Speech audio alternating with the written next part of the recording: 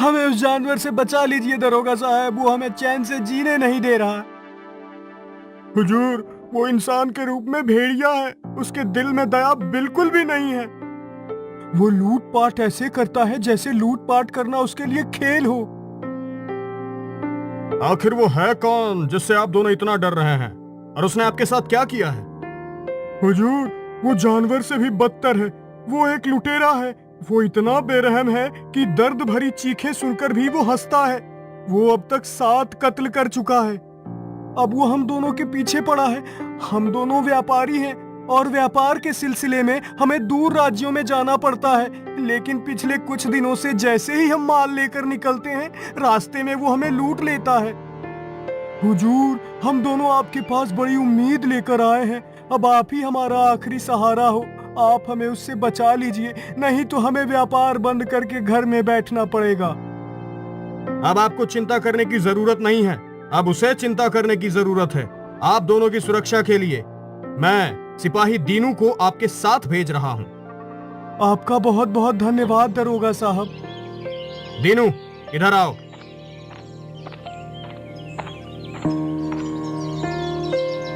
इसे तो देखकर लगता है कि इसे ही सुरक्षा की जरूरत है। भला ये हमारी सुरक्षा क्या करेगा? आपने कुछ कहा क्या? नहीं नहीं दरोगा साहब, मैंने कुछ नहीं कहा। मैं तो कह रहा था कि सिपाही दीनू के होते हुए भला कौन हम पर हमला करने की हिम्मत करेगा।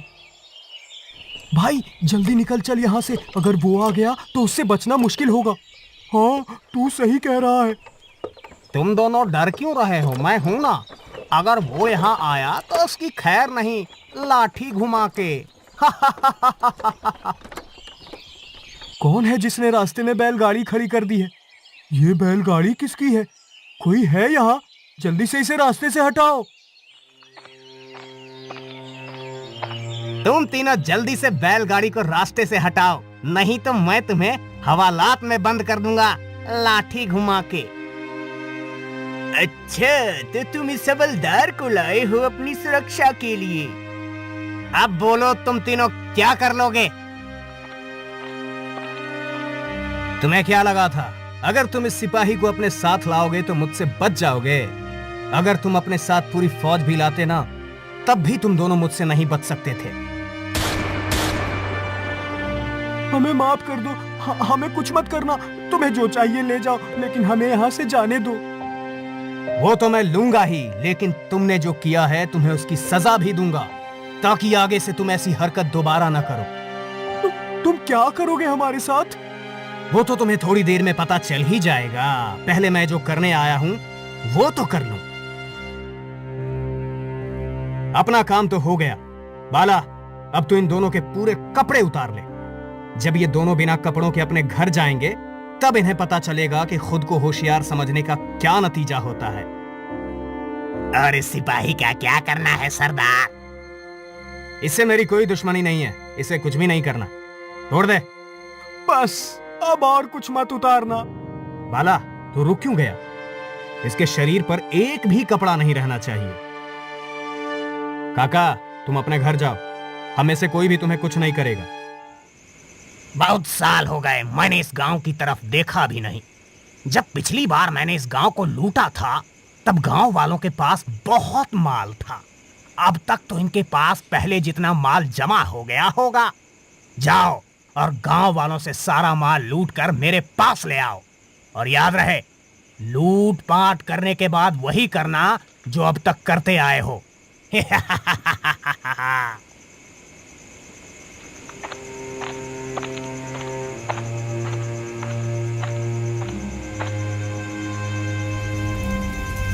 बचाओ बचाओ, आग आग आग! हमारा काम हो गया, अब चलो यहां से। इस खंडहर हो चुकी हवेली को देखकर पुरानी यादें ताजा हो गई। ऐसा लगता है जैसे वो कल रात की ही बात थी।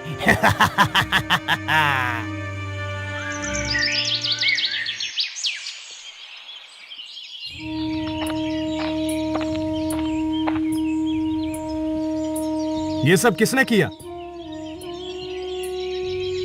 दरोगा साहब, ये तबाही उसी दरिंदे ने मचाई है जिसने सालों पहले हम सबको बर्बाद किया था। कौन है वो? क्या आप सब में से कोई उसके बारे में कुछ बता सकता है? हम में से कोई भी इसके बारे में कुछ भी नहीं बताएगा, क्योंकि अगर किसी ने भी उसके बारे में कुछ भी बताया तो वो फिर से तबाही मचा देगा। आप सब उससे इतना डरते क्यों हैं?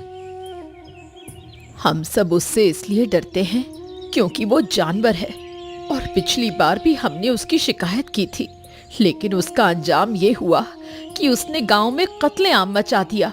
इसलिए आप यहाँ से जाइए और हमें हमारे हाल पर छोड़ दीजिए। लेकिन लेकिन कुछ नहीं, आप जाइए यहाँ से।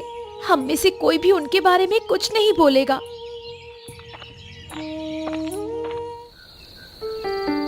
भाग्यवान घर के सभी खिड़की दरवाजे अच्छे से बंद कर दो। अरे आजकल लुटेरे बेखौफ हो गए हैं। चारों तरफ उन्होंने लूटपाट मचा रखी है। कहीं ऐसा ना हो कि वो हमारी हवेली में ढाबा बोल रहे। तुम तीनों कौन हो और बिना पूछे अंदर कैसे आए भाई? शायद तुमने मुझे पहचाना नहीं, लेकिन मैं तुम्हें बहुत अच्छी तरह से जानता हूँ। तुम मनोहर हो ना, इस गांव के सबसे बड़े जमींदार। हाँ, तुमने बिल्कुल ठीक कहा, मैं मनोहर ही हूँ। लेकिन तुम मुझे कैसे जानते हो? मैं तुम्हारे बारे में सब कुछ जानता हूँ। तुम किसी जमाने में पृथ्वी सिंह के नौकर हुआ करते थे, लेकिन आज सैकड़ों एकड़ के मालिक हो। तुम्हें ये सब कैसे पता? मैं तो ये भी जानता हूँ कि वो जमीन पृथ्वी सिंह की हुआ करती थी और तुम उसके मालिक कैसे बने। अरे आखिर तुम हो कौन और मेरे बारे में ये सब कैसे जानते हो? मैं उन्हीं पृथ्वी सिंह का बेटा हूँ जिन्हें तुमने धोखे से मरवाकर उसकी सारी जमीन और जायदाद हड़प ली थी। लेकिन कालिया ने तो पृथ्वी सिंह और उसके पूरे खानदान को मौत के घाट उतार दिया था, तो फिर तुम उसके बेटे कैसे हो सकते हो? मुझे ऐसा लगता है जैसे शायद तुम कालिया को ये बताना भूल गए थे। हम 4 भाई बहन हैं, इसलिए उसने मेरे माता पिता के साथ साथ मेरे 2 भाई और एक बहन की जान तो ले ली थी, लेकिन वो मुझे मारना भूल गया था। चलो ठीक है, मैंने तुम्हारी ये बात मानी कि तुम पृथ्वी सिंह के बेटे हो और कालिया तुम्हें मारना भूल गया था। तो फिर जब उसने हवेली में आग लगाई तो तुम उस आग से कैसे बचे? क्योंकि उस आग में तो किसी की हड्डी तक नहीं बची थी। मुझे जलती हुई हवेली से रामू काका ने बाहर निकाला था। तुम मेरी सारी दौलत ले लो, लेकिन मेरी पत्नी और बच्चों को कुछ मत करना। मैं यहाँ तेरी सारी दौलत लेने ही आया हूँ, लेकिन उसके अलावा कुछ और भी लूंगा। हाँ, बोलो तुम्हें क्या चाहिए? मैं तुम्हें सब कुछ दे दूंगा, बस तुम हमें छोड़ दो। अच्छा, तो फिर तुम अपनी और अपने पूरे परिवार की जान मुझे दे दो।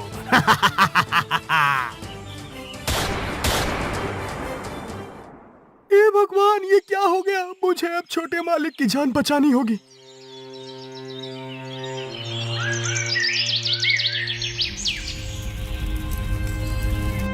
इस तरह रामू काका ने मुझे बचा लिया था। लेकिन तुम्हें कैसे पता चला कि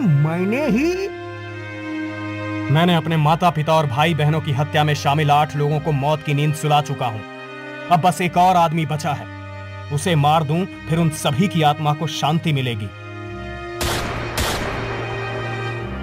मेरी एक बात समझ में नहीं आई कि तुम्हें पता कैसे चला कि मनोहर भी तुम्हारे परिवार वालों की हत्या में शामिल था। वो सब मैं बाद में बताऊंगा। अभी जितना हो सके उतना माल लेकर यहाँ से निकलो। सरदार, उसने हमारे एक और साथी को मार दिया। मुझे लगता है वो हमारे साथियों से बदला ले रहा है। मुझे भी ऐसा ही लगता है सरदार। अब तक वो हमारे 8 साथियों को मार चुका है और 2 साथियों के पीछे पड़ा है। लेकिन मेरी समझ में ये बात नहीं आ रही कि आखिर वो उन दोनों को जान से क्यों नहीं मार रहा। उनके साथ सिर्फ लूटपाट ही क्यों करता है। मैं तो ये भी नहीं समझ पा रहा हूँ कि वो लूटे हुए माल का करता क्या है। सरदार, आप चुप क्यों हैं? अरे कुछ बोल क्यों नहीं रहे? वो कौन है? मेरे साथियों को क्यों मार रहा है और सोनू मोनू से लूटे हुए माल का क्या करता है, वो जानने के लिए मैंने एक तरकीब सोची है। जग्गा, तू जा और सोनू मोनू पर नजर रख। तू भी जग्गा के साथ जा लल्लन, और उन दोनों पर नजर रखना। वो दोनों क्या करते हैं, किससे मिलते हैं, पल पल की खबर मुझे ला कर देना। तुम सब जाओ और जल्दी से ये अनाज के बोरे सभी गांव वालों के घरों के सामने रखाओ, और ध्यान रहे तुम्हें ऐसा करते हुए कोई देख न ले।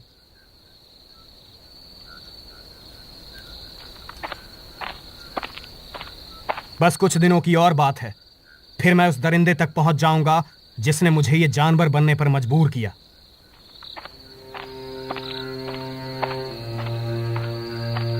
ये कौन है और इतनी रात में यहां क्या कर रहा है?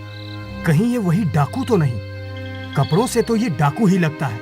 मैं अभी इसे पकड़ता हूं।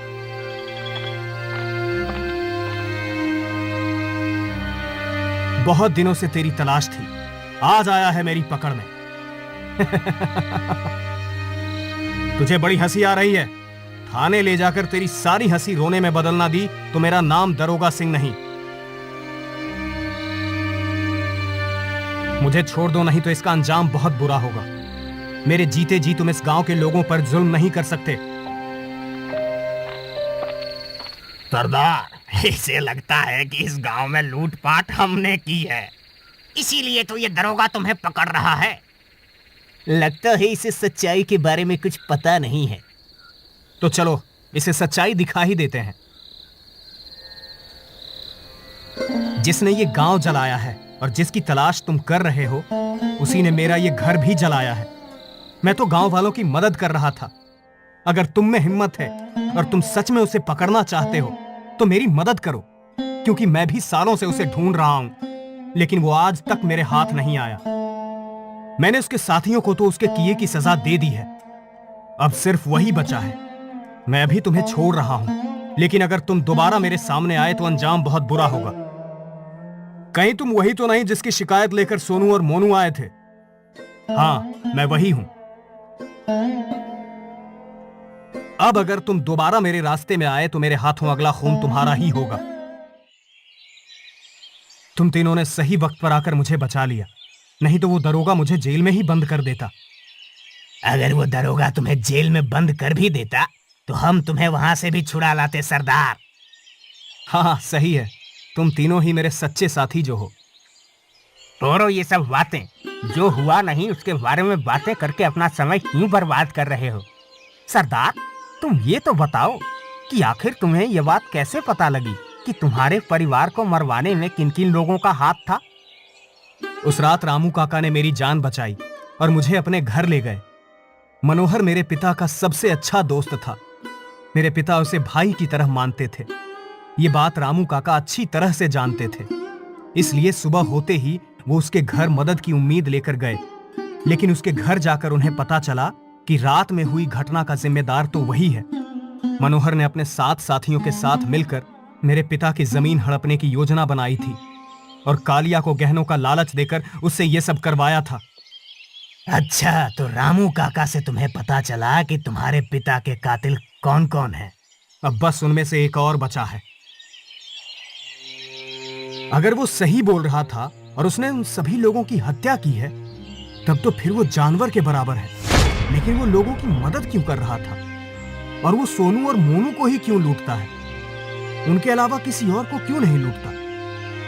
अगर उसका मकसद सिर्फ लूटपाट करना ही होता तो फिर वो लूटे हुए माल से लोगों की मदद क्यों करता? और आखिर वो कौन था जिसके बारे में बताने से लोग डर रहे थे? और वो आदमी जिसके बारे में बात कर रहा था, मुझे इन सभी सवालों ने उलझा दिया है। मेरे दिमाग ने तो काम करना ही बंद कर दिया है। लीजिए दरोगा साहब, ये ठंडा ठंडा शरबत पीजिए, अभी आपके दिमाग की बत्ती जल जाएगी लाठी घुमा के। शरबत में पानी है, नींबू है, शक्कर है, ये तीनों एक साथ है तो इनके बारे में कुछ पता नहीं चल रहा। लेकिन अगर ये तीनों ही चीजें अलग अलग होती तो अब मैं पूरी बात समझ गया। आप क्या समझ गए दरोगा साहब, मुझे भी बताइए लाठी घुमा के। अभी तुम्हें कुछ भी समझाने का वक्त नहीं है, तुम अभी मेरे साथ चलो।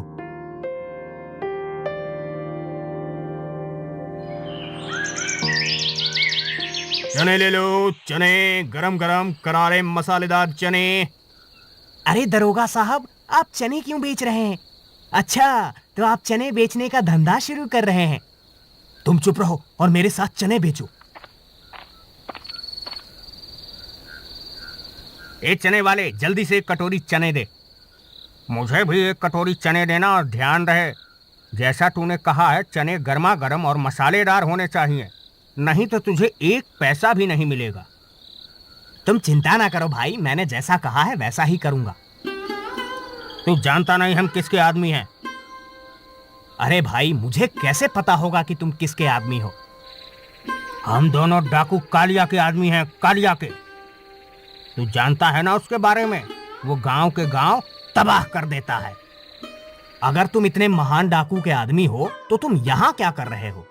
सरदार ने हमें सोनू और मोनू पर नजर रखने को कहा है, तो हम वही कर रहे हैं। भला तुम्हारा सरदार इन मामूली व्यापारियों की निगरानी क्यों करने लगा? कहीं वो इन्हें लूटने की योजना तो नहीं बना रहा? अरे नहीं भाई, ये दोनों तो उसके। अरे तू चुप कर। कुछ नहीं भाई, तू चने दे और जा यहां से।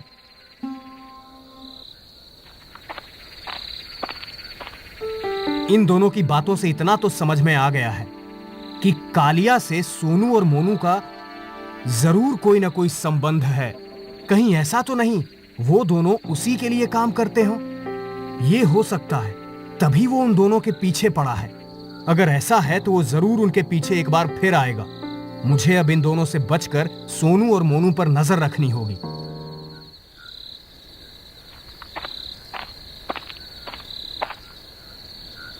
अरे ये क्या? ऐसा लगता है ये दोनों कालिया के आदमी हैं और सोनू और मोनू पर नजर रखे हुए हैं। अच्छा, तो कालिया मुझसे होशियार बनने की कोशिश कर रहा है। अब मैं उसे अपने जाल में ऐसे उलझाऊंगा कि वो खुद ब खुद मेरे सामने चला आएगा। तुम्हें पता है, हमारे सरदार ने सोनू और मोनू को एक बार फिर से लूटने की योजना बनाई है। हाँ, मुझे सब पता है। हमारा सरदार तो बस सोनू और मोनू का पहाड़ी के पीछे इंतजार कर रहा है कि कब वो माल लेकर वहां पहुंचे और कब वो उन्हें लूटे। अब चल यहाँ से, कहीं कोई हमारी बातें ना सुन ले। कोई तुम्हारी बातें सुने या न सुने, हम दोनों ने तुम दोनों की बातें सुनी है। और अभी जाकर अपने सरदार से तुम्हारे सरदार की योजना के बारे में बताते हैं। ये दोनों मेरे जाल में फंस चुके हैं। अब बहुत ही जल्द कालिया की गर्दन मेरे हाथों में होगी। यहां जो कुछ भी हुआ है वो सब मैंने देख और सुन लिया है। मैं तुम्हारी योजना भी समझ चुका हूं। मैंने तुमसे कहा था ना कि दोबारा मेरे सामने मत आना। मैं यहां तुम्हें रोकने नहीं, बल्कि तुम्हारे काम में तुम्हारा साथ देने आया हूं। क्योंकि मैं समझ गया हूं कि तुम बुरे इंसान नहीं हो, बल्कि हालातों ने तुम्हें बुरा बनने पर मजबूर किया है, और तुम्हारी बुराई सिर्फ बुरे लोगों के लिए है। अगर तुम मेरा साथ देना चाहते हो तो फिर चलो मेरे साथ। कालिया का अंत अब नजदीक है। उसे पकड़ना इतना आसान नहीं है। उसके लिए एक योजना की जरूरत है। मैंने पहले से ही एक योजना सोच ली है।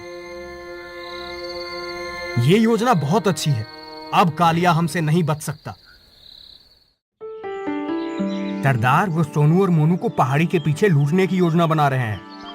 ये तो तू बहुत अच्छी खबर लाया है। अब मैं उसे उसी की योजना में फंसाऊंगा। वो कैसे सरदार? लल्लन, तू अभी सोनू और मोनू के पास जा और उनसे कहना कि बैलगाड़ी में माल लेकर पहाड़ी के पीछे आ जाए। भला ये कैसी योजना है सरदार? इस तरह तो वो बड़ी आसानी से सोनू और मोनू को लूट लेगा। थोड़ा सब्र कर और जल्द से जल्द पहाड़ी के पीछे चलने की तैयारी कर। मुझे तो बहुत डर लग रहा है सोनू। ये सरदार की कैसी योजना है? इस तरह तो वो हमें बड़ी आसानी से लूट लेगा। तू बिल्कुल सही कह रहा है सोनू। लगता है हमारा सरदार पगला गया है।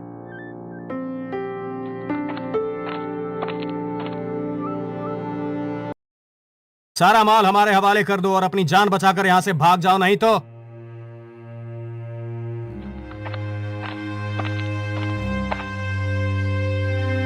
मुझे भी अपना हिस्सा चाहिए और मैं भी अपना हिस्सा लूंगा। ये तुम तीनों क्या बोल रहे हो? मैं तुम्हारा सरदार हूं, इसलिए ये पूरा माल मेरा है।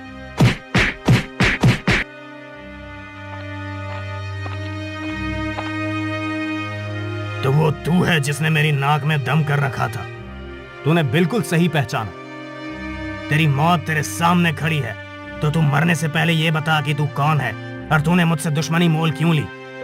मैं वही हूं जिसके माँ बाप भाई बहन को तूने सालों पहले मार दिया था, और मौत मेरे सामने नहीं बल्कि तेरे सामने खड़ी है।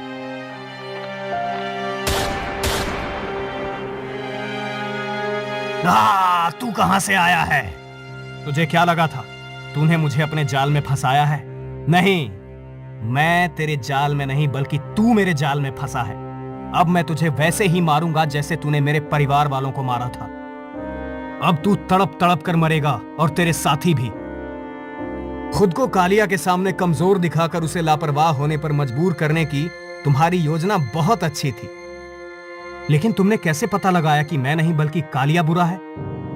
बस यूं समझ लो मैंने शरबत पीते पीते अंदाजा लगा लिया। अब मासूम गांव वालों को कालिया के जुल्मों से मुक्ति मिलेगी। डंडा